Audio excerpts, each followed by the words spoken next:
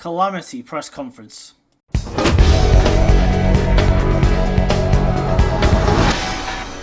don't know how many times I've got to say this, but who the hell thinks it's a good idea to try and improve Labour's fortunes by sending the Dalek of Downing Street out to do a press conference? It's happening repeatedly and it's a disaster. This is from The Guardian, this comment.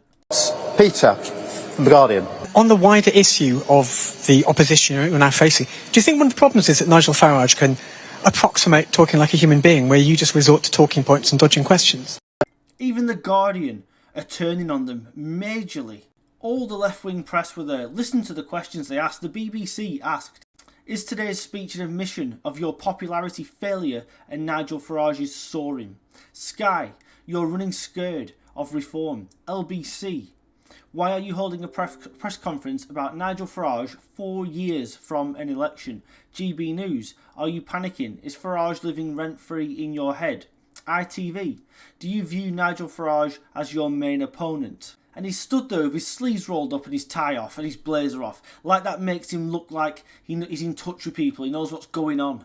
And he had the gall to stand there and then say, "Can you trust Farage with your pensions, with your mortgages and your futures?" We don't know yet, but people are willing to give it a go by the looks of it. What we do know for certain is that Labour have now crashed the economy, things are getting worse and worse, they've created a £35 billion black hole that they're going to tax us again for, and we know the Tories weren't much better either when they were in government. All this country knows for certain is that decades and decades of Labour/Tory rule has brought this country to its knees, on the verge of economic ruin, more than once. And that guy from The Guardian, by the way, who I'd never agree with The Guardian, obviously, was absolutely right. Farage sounds like a human being. He can speak to people.